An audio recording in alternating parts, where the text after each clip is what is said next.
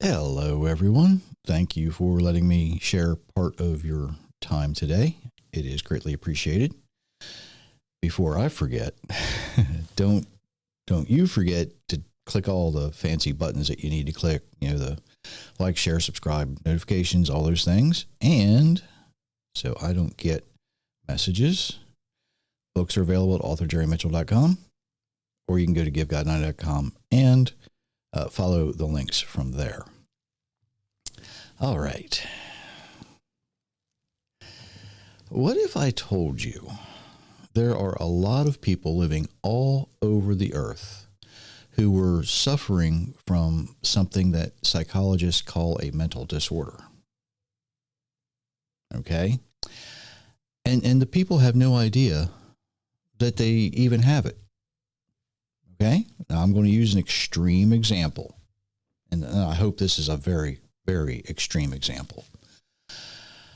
If you were to honestly believe that the moon was made of green cheese, all right, and somehow you were able to go to the moon, okay, they take you up on a rocket ship, they take you to the moon, you pick up a moon rock, all right, you get back in the spaceship, you take off your spacesuit, and you smell the rock. It doesn't smell like green cheese. You feel it. It doesn't feel like you think green cheese should feel like. You might even try tasting it, and it tastes like dirt instead of green cheese. But you've got proof in your hand that you picked up yourself that the moon's not made of green cheese, but you still continue to insist that the moon is made of green cheese. That is what the psychologist would consider a disorder called denialism. Denialism is considered a type of mental disorder. Now, that's an extreme example. That is a very, very extreme example. Back to reality.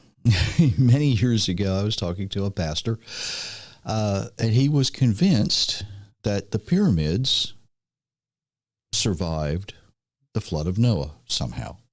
Couldn't explain it, but survived. And I took him back to Genesis chapter 6, part of chapter 7, chapter 9, where he himself read that the whole earth would be destroyed and everything on it. Now, he had evidence that, he's a pastor, he's claiming the Bible's true, had it in his hand, had just read it, and yet still would deny that the pyramids were built after the flood. Now, here's one that will cause some people to be upset. If you think the Bible implies a flat earth, yeah, I'm going there. Even though there's nothing in the Bible to indicate it, when you become faced with absolute proof that the earth is a sphere and it's easy to do, anybody can do it. All you have to do is look, watch, see things. It's possible. But yet you still continue to say, no, it's got to be flat. It's got to be flat. I know it says it somewhere. I know. And it, even though it doesn't, right? And the one verse out of Samuel that they used, this proves it. Nope. Sorry, it doesn't. It's talking about people, not the earth. That's denialism.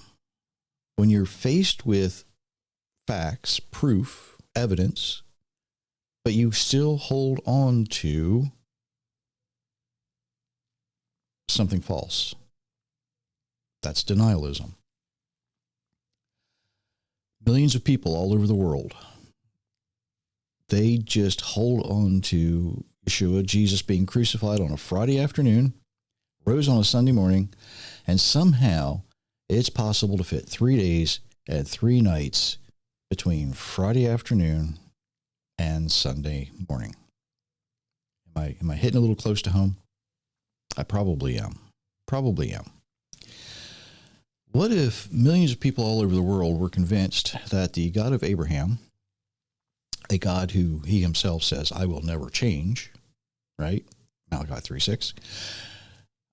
What if he changed his mind? What if he changed his mind and he said, I'm going to switch the Sabbath from the day that I first rested from creation, and y'all can do it on a Sunday. It's okay. From the seventh day of the week to the first day of the week. Not that big of a change, right? Now, if you've read my books, you will see how I do absolutely lay out the biblical reference that will offer the reader the proof they need, hopefully, to show that Yeshua wasn't crucified on a Friday and rose on Sunday morning. In my books, I give you the proof that the church was the ones who changed without authority, right? They had no authority to change the Sabbath that our Creator established. And I show you where to find it. Proof, absolute proof that the church itself did that with no authority. Now, I have to confess, there are times I have my own bouts with denialism, kind of. If I'm working on something and I measure it very carefully 2 or 3 times, and then I cut it or turn it or do whatever I'm doing with it, and it comes out just a little too big or too small. If it's too big, it's an easy fix. If it's too small, it's not that easy to fix, right? But I know when I measured this several times, this is the measurement. When I lock it in, if I'm depending on what I'm doing, if I lock it in on a micrometer, I know what it's supposed to be.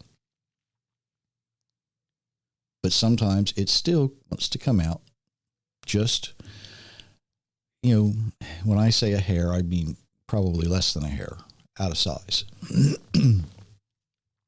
If I'm working with wood, it's not that much. A hair is not much. But, an inch, yeah, that's much. You can't, I don't have a board stretcher. It just can't be done.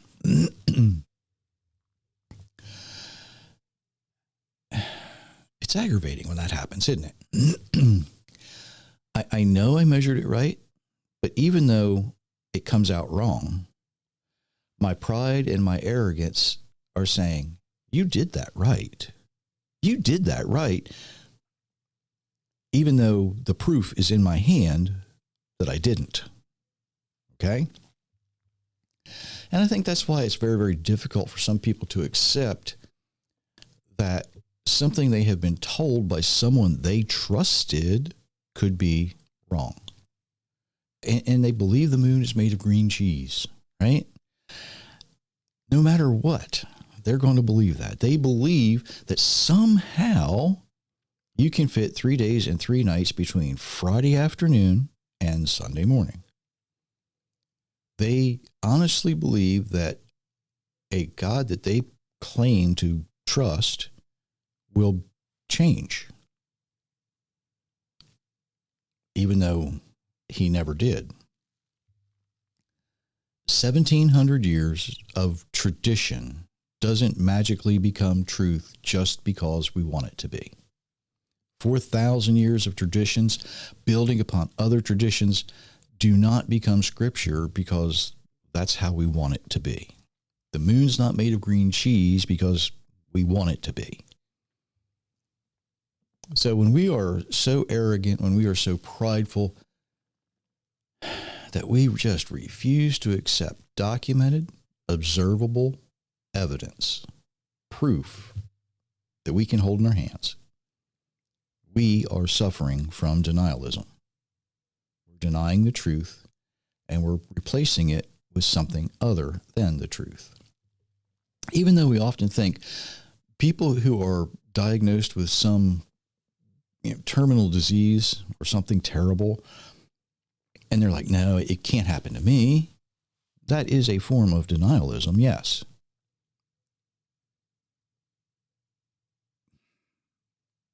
But think of someone who doesn't want to believe that their spouse is committing adultery.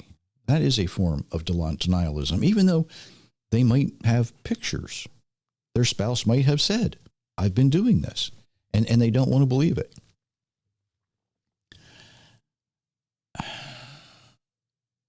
The fact is, denialism can lead to a lot of things. It can lead to depression.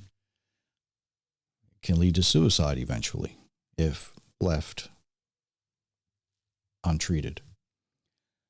The fact is, there are many of us who, because of what we have been taught by people we trust, we believe that no matter what someone else says, no matter what proof and evidence there is, I'm going to deny it. Right? We allow ourselves to be in denial. Now, I could make a very bad joke about Egypt, because you're in denial, right? But I won't. What I want you to, I hope you will start thinking about until next time, is what are you holding on to? In spite of overwhelming evidence that may be contrary to what you were told, what you were taught, is your pride, is your arrogance causing you to be in denial over something? I'm sure there might be something. Most of us have that. A lot of us have that. Well, my mama said, if I, pick your poison, right? I've tried mom's formula for cleaning that spot off the wall and it's just not working. But I know it will eventually. Well, if you rub long enough, you're going to eventually wear it down. Yeah. Maybe you ought to try a different formula. But there's a lot of things like that we do. And it causes us to be in denial. So think about that. Think about that. Also, I need to tell you that next week there won't be the regular podcasts. And if you're following on social media, the things I put out every day may be not put out every day. Our kids are going to be here from Colorado, and I'm going to spend some time with them. So don't be alarmed. After next week, I will be back, regular scheduled programming and all that good stuff. But think about what you may be in denial over. Are you suffering from denialism? How bad is it? This is going to sound funny, but did somebody tell you, and are you convinced that bleach kills mold? Because it doesn't. The evidence is there. It can't. It's impossible. It makes it grow, but it can't kill it. But if you just know, if you use enough, well, you're suffering from denialism. We all have it from time to time, some worse than others. Think about what you've been told, what is different and true, because what somebody might have told you might not be exactly the way it is. There is a ministry that says test everything. I think it's 119 uses that. Test everything. And that's what we have to do. That's what we have to do. We have to test everything. Is this true? And there's a lot of stuff on the internet right now going around. And a lot of it's AI, and a lot of it's clickbait, and a lot of it's junk. Test everything. And when I say everything, I mean everything. What are you suffering from? What denial are you suffering from? How bad is it? And more importantly, are you willing to change? Are you willing to change? Really? Are you willing to change? So think about that until next time. And until next time, I do wish you many, many blessings, everyone.